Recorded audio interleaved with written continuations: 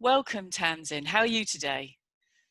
Oh, lovely. Yes, the weather's looking good for gardening, actually. It's going to be a really hot week, so I'm going to get out into the garden early in the day and get Yes. most of my work done then. That would be my advice for this week. Okay. Oh, actually, I'm going to ask you a question straight off of that. When Yeah. is the best time to water the garden? Is it morning or is it evening? Well, that's a really good thing you brought up, actually, because we're heading for really hot, humid weather. Mm. And I passionately believe that we shouldn't be watering our lawns. So hold off, everybody. Don't water the lawns. They will recover. There was a call out from the RHS the other day on a press release saying, please hold back. So pots, definitely. Yep. Morning or evening is absolutely fine. Okay. But you must water very well. So watering well every other day is better than watering a little bit here and there. Okay. So, can I just ask, we being asked to hold off watering the lawns? Is it because of water, or is it because it's better for the lawn to hold off? I think it's water shortage. I think Yeah. we're not heading for water shortage, but we should all be environmentally aware and not just lash water onto everything. Yeah. Yeah. I run a 4-acre garden here, and we never water ever unless Wow. something's in a pot. Okay. And That's the other tip is that when you don't water, plants like your vegetables will go deeper into the soil. They will find the water, and you often get better results. If you start watering and then you go away, mind you, none of us are, that can cause the plant to be in trouble while you're away. ah. So plants That's in pots definitely need watering, but everything else I should be cautious. And the lawn, they always recover. So just, okay. yeah, have a That's watering really holiday. interesting. I didn't know that, but I'm going to back up now and introduce everyone to you because I just went straight in there. So sorry about that one. You are Tamsin Westhorpe, and you have 25 years, over 25 years experience in the horticultural industry. And during your career, you used to edit the English Garden magazine, contribute to the national newspapers and magazines, and lecture at Kingston Maurward College in Dorset, and care for parks and gardens.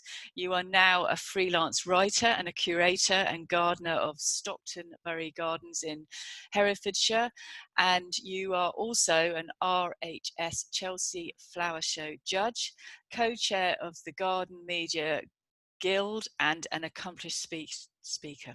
Need to put my teeth in. You are the host of a popular podcast called Fresh from the Pod Gardening Stories, and author of the new book Diary of the Modern Country Gardener, which has recently become in the top 10 of the Independent's gardening reads, which is fantastic. So we'll talk about that one. Really looking forward to talking about that one Yeah. later. But we were going to start, and you were going to tell us about what is good to grow right now. What should we be doing in our gardens at this time of year? Well, it's a really exciting time because we're not going to get any more frosts, which is always a relief. So if you've not done your pots yet, if you've not put your bedding plants in, it's not too late. So you can have really good fun creating colourful planting schemes with that. Dahlias are wonderful. If you haven't got any dahlias, they will add amazing colour to your late summer garden. But also, if you were sowing seed in spring, everyone went mad growing vegetables and sowing this and sowing that, which was fantastic to see. It's still not too late. So you can still sow radish, you can still sow lettuce, you can still sow more carrots. So I would focus on quick growing veg. And if you haven't got a vegetable garden, again, just sow in pots. Yep. So buy the short little carrots, the little round ones, and put them in a pot. And it's great fun for children as well. I mean, even if you're not growing vast quantities, it's just really exciting. The other thing to look out for is a lot of people have grown so much veg that as you drive around the countryside, you'll see little tables with honesty boxes. It's very popular in Herefordshire, with people, giving their veg away, or they are trying to raise money for charity. So there's a scheme, there's a charity called Horatio's Garden, which creates gardens for spinal units, and they came up with this Give It a Grow campaign, and they were encouraging people to put their extra plants outside their gates, and hopefully people will donate money. So if you see tomato plants, grab them, put some money in the pot, and yeah, hopefully, gosh, in a month or so you'll be enjoying your own homegrown tomatoes. Yes, yeah, my first ever tomato plants are just starting to come out, so it is really exciting. It's a lovely thing to do, It and is really what a exciting. good idea with that project. That's a Yeah. fantastic thing. And with your tomatoes, when they start to flower, have yours started to flower? Yes, they've actually Yes, so started that's when. to very tiny green. Oh, Mm. right, you're ahead of us in Herefordshire. You need to start feeding when they start to put flowers on. So that's Okay. the moment, just as they flower, when you start to put your tomato feed on. Okay, and the feed is just something that you get from a garden centre, and you dilute it, do you? It comes in a, Yes. yeah, okay. Yes, so tomato feed is quite easy to spot. Normally it's in a brilliant red container, and that promotes fruits and flowers. So it's specifically designed for tomatoes, and you dilute it in a watering can and water on once a week normally. The great thing about tomato feed is if you've got something like an agapanthus in a pot, and they will be flowering in a month or so, Mm, and you're thinking, oh, it didn't flower that well last year, give mm, it some tomato feed. So mm. anything in a pot like clematis that is sort of flailing and not doing very well, at flowering time, give it a feed. Don't feed it away from flowering time. It's just before, just to give it a little bit of a boost would be a Mm. really good idea. Okay, okay, I will do that. You were mentioning, we were talking earlier, and you were mentioning about a gentleman you've done a podcast with who goes into other aspects of the garden. I just wondered if you could share Yeah. that with us. Yes, I'm very fortunate. I do podcasts called Fresh from the Pod, and the podcasts are interviews with gardening experts. So people like Chris Beardshaw, Nick Bailey. I've done all sorts of Jack and McVick, and we talk about herbs.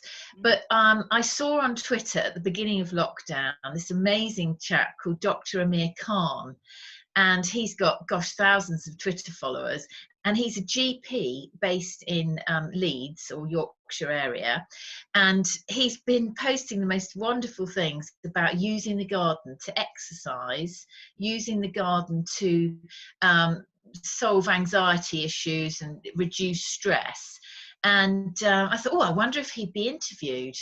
Mm. And he's an awfully busy chap, because he's the GP that you often see on Lorraine Kelly's show, or This Yeah. Morning. And he was in, gosh, what was it called? He was in a sort of fly on the wall Channel 5 documentary last year.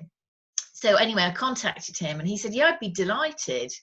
And we had a fascinating talk. It was probably the best podcast I've done, because the content is so rich from his point of view. He was talking about, you know, working with people with COVID, having to tell people that their relatives aren't going to make it, and how the garden has basically got him through this.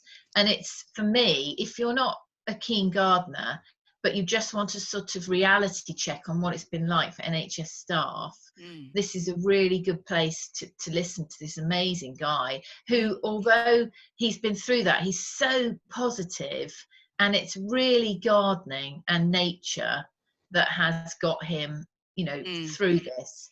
So I Mm. just thought it was amazing to hear from someone who uses the garden in a fun way. If you Mm. go onto his Twitter, every Friday he does a victory lap of the garden to celebrate the fact that he's, you know, made it through another week, and he sort of does a little dance or a run. It's just fun. Mm. It's great. So yeah, you'll find that anywhere that you go for your podcast, really. It's called Fresh from the Pod.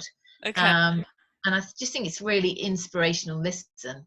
Okay, we'll leave some information with this video so people can find your podcast, particularly that one, because I think it would be Yeah. really interesting. And you are absolutely right, especially at this time, the garden's so important to everybody. But I wanted to talk to you about your book. So tell us about your book. Oh, very exciting. Now I've got a copy here. I'm going to start with, can you see the cover? Yes. Oh, Yeah, so the lovely cover graphics. was, the graphics were created by a friend of mine called Hannah Madden, Mm. who's a local illustrator in Herefordshire. And really what's so wonderful for me is, especially now, you know, I didn't realise we were going to be going through all this, but I'm quite passionate about doing things as local as you can. Mm. So this was written in Herefordshire, published in Herefordshire, printed in Herefordshire, illustrated, everything was done in Herefordshire. And I'm really proud of that, because I think, you know, that's what we should be doing, is Mm. you local independent publishers. So it came about really because when I'm running Stockton Bury Gardens, I have a big potting bench in our reception area where I wait for people to come when they're visiting, and I'm either potting things up or writing, because I'm a garden writer, Mm. answering emails, or my computer's the muckiest, muddiest thing. It's got more compost in it than, I don't know, anything else. So I just started tapping away, writing notes down about what happened today, because it's quite good for every gardener to keep a diary. And then you think, oh yeah, that didn't flower till then last year, or oh gosh, I did have that pest problem. So me. And then I met this lovely publisher, and she said, have you written a book? And I said, no. I said, I'm writing a sort of diary thing for me. And she said, send it in, I'll have a look. And she looked at it and she said, I love it, come on, keep going. So it was a very sort of organic process. And I think what's so lovely about it is this is really me.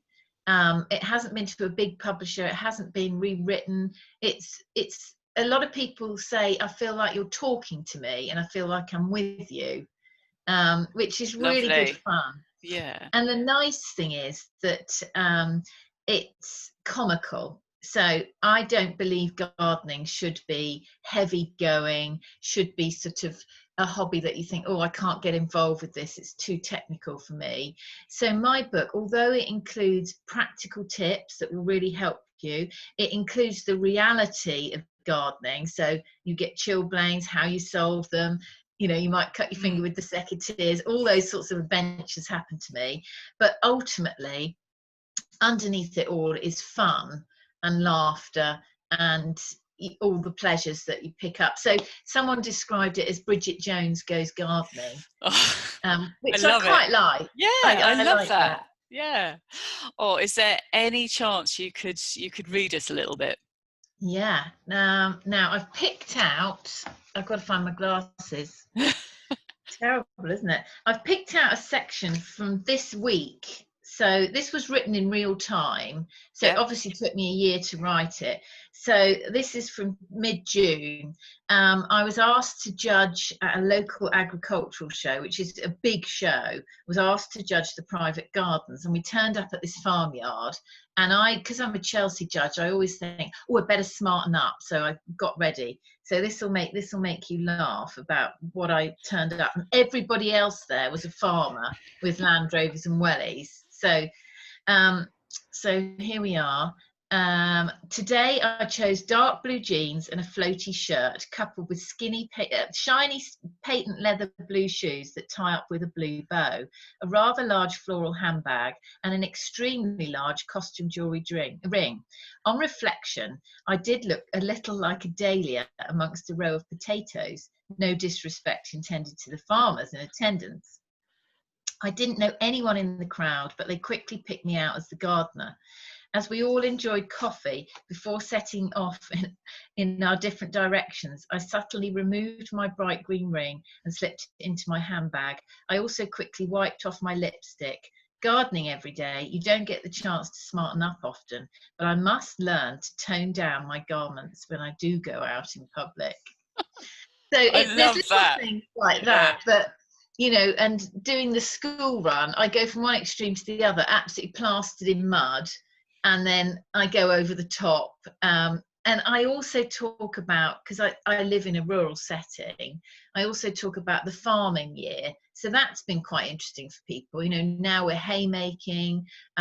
So I remind people what's going on in the countryside, what's flowering in the hedgerows, what the farmer's up to. little tips like when you probably shouldn't walk a footpath with your dog because there's lambs in, sheep in lamb, or so it's a real sort of fun but informative mixture. And what I've loved is I wrote it for gardeners, but it's non-gardeners that have really enjoyed it. And I'm really thrilled about that. People that live in cities have read it and said, oh, it's such a relief. A little bit of the countryside. And a few NHS workers have bought it and tweeted me and said, oh, this was just such a nice thing to read in the evening. So I'm totally thrilled with that, because I wasn't expecting that at all. Oh, well, it sounds wonderful, and I'm definitely going to read it. So can it be bought on Amazon? Yes, you can buy it on Amazon, or you can buy it direct from Orphans Publishing. You'll get a signed copy from them, and they also do free postage. Fantastic. You can order it from Waterstones, so it's pretty readily available. Okay. I just hope that it brings people into gardening, and Yes. they realise that you can get it wrong. I mean, I'm very honest in it. I tell you where I get things dreadfully wrong. I tell you stories about climbing up ladders to get mobile phone reception in Herefordshire whilst pruning. It's fun, informative, and reminds you of things like what you should be eating that's in season. And so hopefully it's a good all-round read. Sounds fantastic. I'm definitely going to read that. And I think particularly at this time, people are embracing the garden. They have more time to do it. They'll want to learn more. So I think it's a amazing thing for you to have done and to share with everybody. It's on one level, it's disappointing that to have a book out when you're in lockdown, because obviously you don't sell so many, the shops aren't open, you can't, normally I would be at events, you're doing talks about the book. But on the other hand, I feel my book's come at the right time, because it has offered people that sort of light, humorous look at gardening. So yeah, it's all good. Yeah, and humour is good, isn't it? It kind of makes you embrace new things. So fantastic. But Tamsin, thanks so much for joining us today, and we hope to talk to you soon. Yes, fabulous. Thank you very much. Thanks very much. See you soon. Bye. Bye. Bye.